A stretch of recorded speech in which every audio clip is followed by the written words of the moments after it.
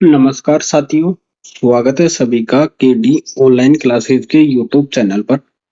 हमारा डिस्कशन चल रहा था अनुपात समानुपात पर, जिसका पार्ट ये 7 है, जिसके अंदर हम अगले टाइप की बात करेंगे।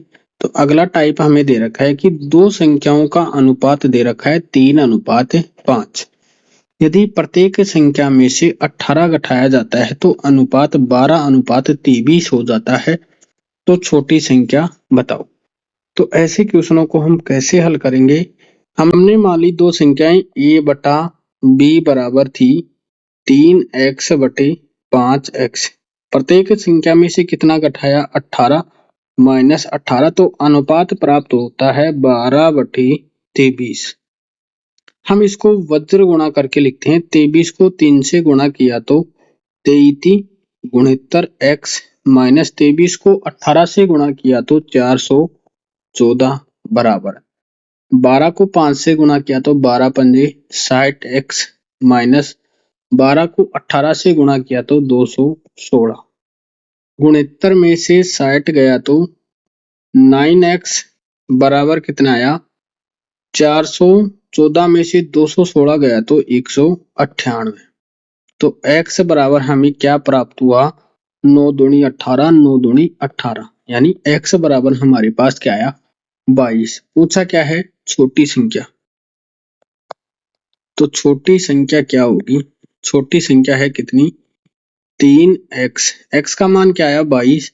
तो 3 गुणा 22 बराबर क्या आया? 66। तो छोटी संख्या क्या प्राप्त होगी? 66। अगले क्वेश्चन की हम बात करें। अगला क्वेश्चन है, सोहन व मोहन की आयु का अनुपात दे रखा है 2:3। 8 वर्ष बाद इनकी आयु का अनुपात 4:5 हो जाता है। तो सोहन की 4 वर्ष के बाद की आयु बताओ। हमें क्या दे रखा है? सोहन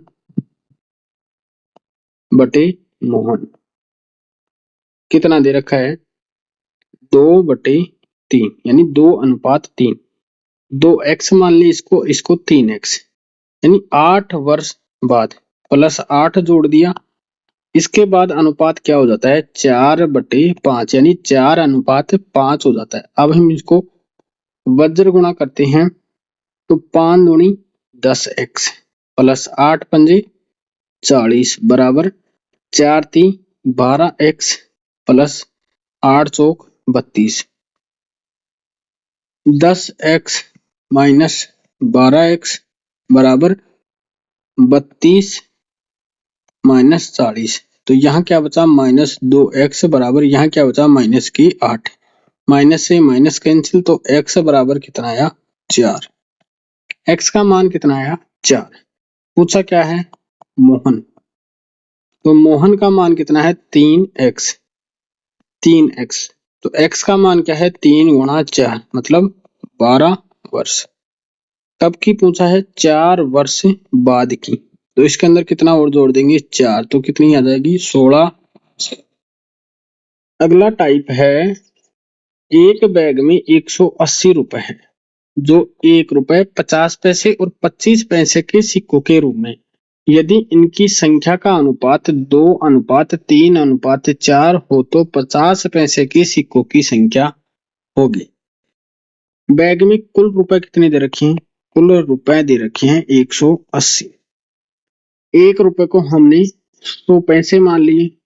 100 पैसे अनुपात 50 पैसे अनुपात 25 पैसे। ये हमें पैसे दे रखे हैं सिक्कों के रूप में है। यदि इनकी संख्या, यानी सिक्कों की संख्या हमें दे रखी है कितनी? 2:3:4। तो टोटल धन कितना हो गया? धन यहाँ 200 पैसे, 5 थी 15 और यहाँ 25 चौक 100। टोटल धन कितना हो गया? 200, 350 और 100, 450 पैसे हो गई। हमारे हिसाब से कितना हो गया? 450 पैसे। और हमें धन दे रखा है कितना? 180 रुपए। पूछा क्या है? 50 पैसे के सिक्कों की संख्या। 50 पैसे के सिक्के। तो क्या करेंगे, 180 को किस में बदलेंगे, पैसे इसमें, तो 100 से गुणा कर देंगे। नीचे क्या है 450, पूछा क्या है 50 पैसे के सिक्के, तो कितने हैं 3 से गुणा कर देंगे। 0 से 0, 9 से काटा 9 दूनी 18, 9 से काटा 9 पंजे 45, 5 से काटा 5 चौक 20। यहाँ क्या बचा 10, 4 को 10 से गुणा किया 40, 40 को 3 से गुणा किया तो 120 सिक्के। तो बैग में 50 पैसे के सिक्कों की संख्या कितनी है, 120 सिक्के हैं। अगले क्वेश्चन की हम बात करें, सेम टाइप है कि एक बैग में 252 रुपए है। कितने हैं 252 रुपए हैं, जो 1 रुपए 50 पैसे 25 पैसे के सिक्कों के रूप में है। इनकी संख्या का अनुपात दे रखा है 3:2:5 हो, तो 25 पैसे के सिक्कों की संख्या, तो 100 पैसे, 1 रुपए को हमने क्या मान लिया 100 पैसे अनुपात 50 पैसे अनुपात 25 पैसे। संख्या का अनुपात क्या दे रखा है 3:2:5। इनका हमने धन बनाया, धन कितना आएगा 300, 25 दूना 50 दूना 100 अनुपात 25 को 5 से गुणा किया तो 125। तो टोटल धन कितना आया 300, 400, 525 पैसे। टोटल धन आया हमारे पास 525। क्वेश्चन में दे रखा है 252, तो 252 गुणा 100 बटे 525। पूछा किसका है 25 पैसे के सिक्के, तो 25 पैसे के सिक्के कितने हैं 5 से गुणा कर देंगे, तो 25 पैसे के सिक्के 5 से काटा 5 एकम 5, 0 पचम 25, 5 से काटा 5 दूनी 10, 5 से काटा 5 दूनी 10, 5 एकम 5। किससे कट रहा है 3 से, 3 7 21, 3 से काटा 3 7 21, 3 8 24, 3 चौक 12, 7 से काटा 7 एकम 7, 7 दूनी 14, 12 को 20 से गुणा किया तो 240 सिक्के। तो 25 पैसे के सिक्कों की संख्या कितनी आई 240। अगला क्वेश्चन है कि एक बैग में 280 सिक्के हैं जो 1 रुपए 50 पैसे 25 पैसे के सिक्कों के रूप में, उनका मान यानी उनका धन दे रखा है 8:4:3 के अनुपात में है, तो 50 पैसे के सिक्कों की संख्या होगी। तो हमने मान लिया 1 रुपए को 100 पैसे अनुपात 50 पैसे अनुपात 25 पैसे। इनके धन का अनुपात हमें क्या दे रखा है, धन का अनुपात दे रखा है 8:4:3। सिक्के बनाएंगे तो सिक्के 8 रुपए में 100 पैसे के कितनी सिक्के हो गई 8 सिक्के हो गई। 4 रुपए में 50 पैसे के सिक्कों की संख्या कितनी होगी 8। 25 पैसे के 3 रुपए हैं, तो 3 रुपए में 25 पैसे के सिक्के कितने हो गई 1 रुपए में 4, तो 3 रुपए में कितने हो गई 12 सिक्के। तो हमारे पास टोटल सिक्के कितनी आई 28 सिक्के, यानी 12 8 20 और 8 28 सिक्के हमारे पास आ गए। हमें कितना दे रखा है 280 सिक्के। पूछा क्या है 50 पैसे के सिक्के, तो 50 पैसे के सिक्कों से हम गुणा कर देंगे, तो 50 पैसे के सिक्के हमें दे रखा है 280, हमारा कितना आया 28 सिक्के। पूछा किससे है 50 पैसे के सिक्के, तो 50 का मतलब 8 सिक्कों से गुणा कर देंगे, तो 28 से काटा 10 बार, तो 10 को 8 से गुणा किया तो 80 सिक्के। तो हमारे पास सिक्कों की संख्या कितनी आई 80। अगले क्वेश्चन की हम बात करें, अगला क्वेश्चन है कि एक बैग में 422 सिक्के हैं जो 1 रुपए 50 पैसे 20 पैसे के सिक्कों के रूप में है, तो उनका मान दे रखा है 13:11:7 के अनुपात में है, तो 20 पैसे के सिक्कों की संख्या, तो 1 रुपए को 100 पैसे अनुपात है 50 पैसे अनुपात 20 पैसे। अनुपात दे रखा है धन का 13:11:7। हम इनके सिक्के बनाएंगे। तो 13 रुपए में 100 पैसे के कितने सिक्के हो गई? 13। 11 रुपए में 50 पैसे के सिक्के कितने होंगे? 1 रुपए में 2, तो 11 रुपए में 22 सिक्के। 20 पैसे के सिक्के 1 रुपए में 5, तो 7 रुपए में 35 सिक्के। तो हमारे पास सिक्कों की संख्या कितनी आई?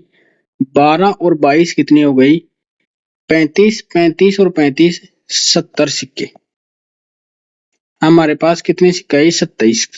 70 सिक्के आई। क्वेश्चन में दे रखा है 420 सिक्के। पूछा किसका है? 20 पैसे के सिक्कों की संख्या। तो किससे गुणा कर देंगे? 35 से। तो 20 पैसे के सिक्के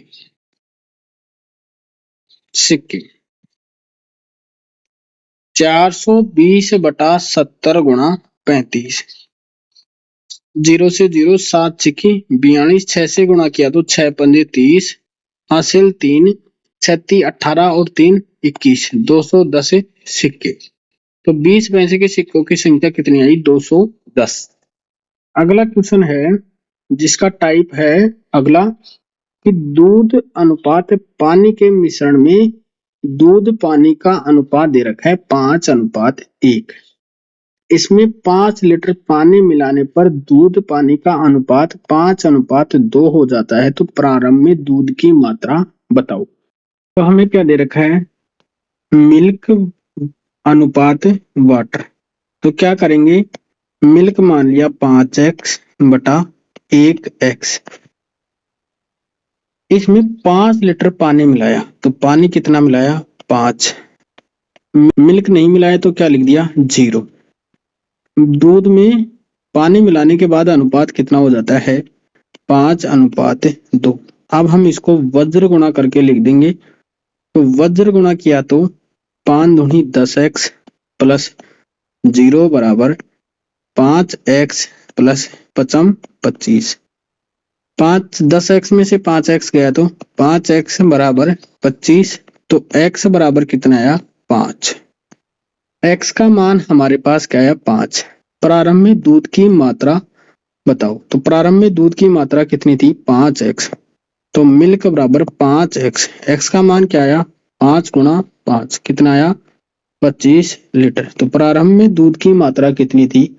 25 लीटर। अगले क्वेश्चन की हम बात करते हैं कि अम्ल और पानी के विलयन में अम्ल और पानी का अनुपात दे रखा है 3:2।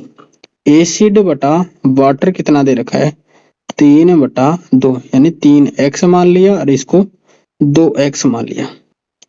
10 लीटर पानी मिलाने पर पानी कितना मिलाया? 10 लीटर। एसिड नहीं मिलाया तो मान लिया 0। के बाद एसिड में पानी का अनुपात हो जाता है 5/4, यानी 5:4। हम इसको वज्र गुणा करेंगे तो 4 3 12x प्लस 0 बराबर 5 दूनी 10x प्लस 10 को 5 से किया तो 50। यहाँ क्या आया? 2x बराबर 50। तो x बराबर कितना आया? 25। x का मान कितना आया? 25। क्या पूछा है? प्रारंभ में एसिड की मात्रा। प्रारंभ में एसिड की मात्रा कितनी थी? 3x। एसिड कितना था? 3x। x का मान रखा 3 गुणा 25, तो कितना आया? 75 लीटर। तो प्रारंभ में एसिड की मात्रा कितनी थी? 75 लीटर। इसके बाद क्वेश्चन दे रखा है कि होमवर्क दिया था आपको पिछली वीडियो के अंदर कि 7500 रुपए का ए बी सी में इस प्रकार विभाजित किया जाता है कि a अनुपात b कितना है? 5:2। b अनुपात c है 7:13 हो तो बी सी का योग बताओ। तो सबसे पहले क्या करेंगे? a अनुपात b अनुपात c लिखेंगे। ए बी कितना है? 5:2। बी सी कितना है? 7:13। जो खाली जगह है वहां उसके पास वाली संख्या, तो यहाँ क्या आया? 2, यहाँ क्या आया? 7। 7 को 5 से किया तो 35:7 दूनी 14:13 दूनी 26। पूछा क्या है, बी और सी का योग। बी और सी का योग कितना आया, 0, 3 और 1 4, 40। अब बी और सी का योग बताना है तो टोटल योग कितना है इसका, 35 और 40 कितना हो गया, 75। हमें कितना दे रखा है टोटल, 7500 बटा 75 गुणा 40, बी और सी का। 75 से काटा एक बार, 00, तो 4000। ये किसका मान आया, बी सी के बंटवारे का हिस्सा है, बी और सी का योग। धन्यवाद दोस्तों, जय हिंद। मिलते हैं नेक्स्ट वीडियो में।